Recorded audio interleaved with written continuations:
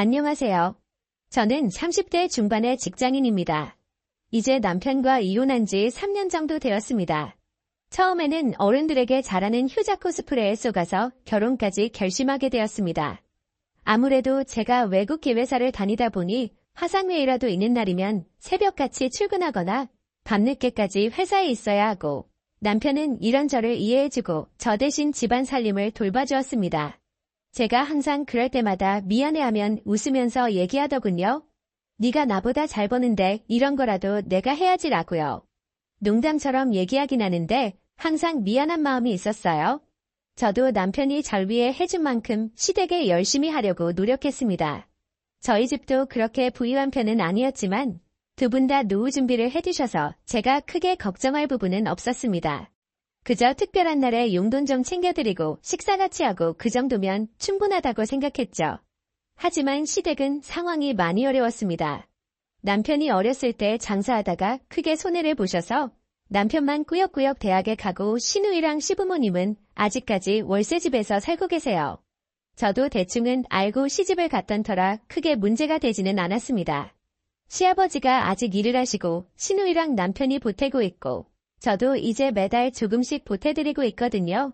친정에서는 생활비 안 줘도 되니까 그저 저희만 잘 먹고 잘 살면 된다고 하셔서 죄송하지만 지금은 시댁에만 생활비를 보태드리고 있습니다. 저는 어쨌든 남편도 성실한 사람이고 하니까 나중에 많이 벌면 우리 집도 알아서 잘 챙기겠지 싶었습니다. 근데 사람이 호의가 계속되면 권리인 줄 안다고 하잖아요. 해를 거듭할수록 남편은 제가 시댁에 돈 보내드리는 걸 당연시 생각하더라고요. 저는 아무래도 외국 기회사를 다니다 보니 성별이나 국적과 상관없이 성과를 내면 승진이 가능한데 남편은 물가상승률보다 적은 급여 인상에도 그저 안주하면서 직장 생활을 하더라고요. 제가 이직을 강제할 수는 없으니까 별말 안 했는데 시간이 거듭할수록 남편과 더 나아가서는 시댁까지도 저한테 의존하는 느낌이 가끔 든다고 할까요? 시부모님은 그래도 저한테 미안해하시는 기색이라도 보이세요? 제가 용돈 보내드리면 김치나 반찬이나 하다못해 김이라도 사다 주시고는 하세요. 생각해보면 남편한테 시댁 도와줘서 고맙다는 얘기는 신혼 때부터 한 번도 들어본 적이 없는 것 같아요. 시간이 지날수록 남편 태도는 네가 나 좋아서 결혼했는데 그럼 동등한 거 아니냐? 이런 느낌이에요.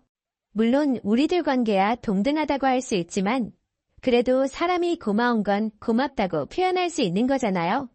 근데 문제는 저도 남편의 그 태도에 점점 익숙해지고 있더라고요. 고맙다고 안 해도 그런가 보다. 속으로는 고마워하겠지 이렇게 생각하고 저도 그렇게 지내는 게 제 정신건강에도 좋은 것 같고요. 그렇다고 남편과 제가 사이가 안 좋거나 그렇지는 않아요. 남편이 저한테 고맙다고 하면 제가 불편해할까봐 안 하는 건 아닐까. 오만 가지 생각을 하면서 합리화했던 것 같습니다.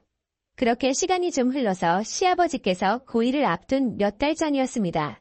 그래도 평소 생일보다는 특별히 챙겨드려야 될 텐데 고민하고 있었습니다. 평소 시아버지께서 필요하신 거나 갖고 싶어 하시던 게 있는지 남편에게 물어봤는데 남편이 얘기하더라고요. 시아버지가 자기 어렸을 때부터 돈 되는 일은 다 하면서 가족 부양하느라 제대로 쉬어보신 적도 없으시고 본인에게 뭐가 필요한지도 모른다고요. 근데 그 와중에 한 번씩 휴양지 가서 쉬고 싶다는 얘기는 하셨다고 하더라고요. 그래서 저는 제주도 정도 보내드리면 될까 하는데 남편이 시댁 모시고 하와이를 한 번 가자고 하더라고요. 대충 계산해봐도 돈 1,000만 원은 우습게 깨지겠더라고요. 돈 얘기하고 싶지는 않았지만 제가 예상했던 것보다 너무 심하게 초과해서 조심스럽게 남편에게 물어보았습니다. 남편은 걱정하지 말라며 자기가 해결한다고 하더라고요. 이날을 위해서 돈이라도 모은 건가. 다 큰 어른이기는 해도 기특하다는 생각을 했습니다. 그렇게 도착해서 면허가 없는 남편을 대신해서 운전대는 제가 잡았습니다. 돈을 남편이 다 해결했으니까요. 소통 또한 당연히 제 담당이었고요. 하와이가 명품이 싸다고는 하지만 그런 것까지 선물해드릴 형편은 못 되어서 대신에 맛있는 음식은 정말 많이 먹고 온 것 같아요. 근데 내심 궁금했던 건 남편이 달러는 거의 안 쓰고 카드로 쓰더라고요. 그래서 환전 안 했냐니까 환전 수수료나 해외 결제 수수료나 그게 그거라고 하더라고요. 저는 사실 여행 다닐 때면 항상 환전해서 다녔기에 카드 수수료가 얼마인지 알지 못해서 그런가 보다 하고 넘어갔습니다. 그렇게 효도 여행은 별탈 없이 마무리되는 듯 했습니다. 문제는 그때부터 시작이었습니다. 갔다 온 지 한 달 정도 되었을 때 남편이 얘기하더라고요. 여행 가서 일단 카드 긁고 나머지는 리볼빙 하려고 했다네요. 근데 리볼빙이 수수료가 이렇게 센지 몰랐다는 거예요. 정말 어이가 없더라고요. 진짜 울며 겨자 먹기로 우리 부모님 모시고 가려고 적금 들어놨던 거 일단 깨서 남편 카드값부터 막았습니다. 아직 저희 부모님은 고2까지는 3년 정도 시간이 있었거든요. 그래도 남편 체면도 있고 하니까 시댁에서는 아직도 남편이 여행 보내준 줄 아세요. 결국 시아버지 여행은 경비부터 가이드까지 모두 제가 해결한 게 되었지만요. 그렇게 시간이 흘러서 저희 아버지 고2가 되었을 때였습니다. 알아서 잘 챙기니까 제가 특별히 얘기하지 않아도 준비한 게 있겠지 싶었습니다. 아버지 생신 전주에 부모님이랑 같이 밥을 먹는데 그래도 장인 생신이라고 소고기 먹자고 하더라고요. 다 먹을 때쯤 설마 했는데 그날은 남편이 정상적으로 계산을 했습니다. 그리고 카페에 가서 차 한잔 마시고 분위기 좋게 담소 나누고 시간이 늦어서 일어났습니다. 부모님과 헤어지고 남편과 귀가하는 차 안에서 물어봤습니다. 혹시 제가 잠깐 자리를 비운 사이에 놓쳤을 수도 있으니까요. 우리 부모님께 용돈 드렸냐니까 안 드렸다고 하더라고요. 그래서 이체할 거냐니까 한참을 뜸들이다가 해야 되나? 이러더라고요. 저 정말 어처구니가 없어서 할 말이 없었습니다. 핸들만 안 잡고 있었으면 바로 주먹 나갈 뻔했어요. 운전하다가 사고 날까봐 일단 집까지 아무 말도 안 하고 갔습니다. 남편도 뭔가 잘못됐음을 느낀 눈치였고요.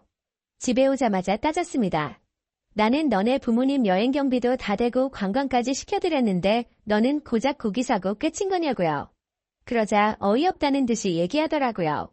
저희 부모님은 노후 준비도 다 했는데 자기 부모님은 그런 것도 못했다고요. 그럼 부모님 불쌍하지도 않냐고 하는데 누가 들으면 시댁 돈 제가 가져다 쓴 줄 알겠더라고요. 따졌습니다. 시댁에서 내가 돈 가져다 썼냐고, 나 때문에 노후 준비 못했냐고요. 그리고 우리 부모님은 널널하게 놀면서 노후 준비하셨냐고요. 그랬더니 잘 벌면서 왜 그러냐고 하네요. 내가 이 위치까지 오는데 너나 시댁에서 보태준 거 있냐고 하니까 무슨 말을 그렇게 하냐고 하더라고요. 제가 바란 건 그저 미안하다, 미처 준비 못했다, 그냥 진심 어린 사과였는데 사소하다면 사소한 일로 이렇게까지 싸움이 커질 줄은 몰랐습니다. 그리고 끝내 남편은 돌이킬 수 없는 말을 뱉었습니다. 저보고 집 좀 산다고 유세 부리냐고, 사람 우스워 보이냐고 하더라고요. 저도 마지막으로 얘기했습니다. 우스워 보였으면 애초에 너 같은 남자랑 결혼 안 했다고. 근데 이렇게 자격지심에 치졸한 사람인 줄 알았으면 결혼 안 했다고요. 그리고 그대로 당장 필요한 짐만 챙겨서 친정으로 향했습니다. 친정에 도착해서 이혼하고 싶다고 얘기하니 그래도 기회를 좀 주는 게 어떠냐고 하시더라고요. 한국에서 서로 돌씩 낙인 찍혀봐야 좋을 거 없다면서요. 이성적으로 생각해보면 엄마 말도 틀린 건 아니어서 2주를 기다렸는데 저한테 연락 한번 안 오더라고요. 평소에 저한테 자격지심이 그렇게 있는데 어떻게 그동안 참고 살았는지 모르겠습니다. 그렇게 이혼서를 집으로 보내고 문자 보냈습니다. 이혼서를 보냈으니까 사인해서 회신 주고 짐 정리해서 나가라고요. 그때라도 내심 사과해주길 바라고 있었는데 딱 2글자 답장 오더라고요. 오키. 시부모님한테도 연락 왔는데 미안하다면서 그동안 고생했다고 하시는데 제가 눈물이 나더라고요. 사람이 자격지심 있는지 없는지 속속들이 알 수는 없지만 책을 읽으시는 분들은 정말이지 자격지심 있는 사람은 꼭 피해서 결혼하세요. 저처럼 별거 아닌 걸로 이혼하게 될 수도 있습니다. 제 이야기 들어주셔서 감사합니다. 구독과 좋아요 눌러주시면 재밌는 이야기 준비하겠습니다.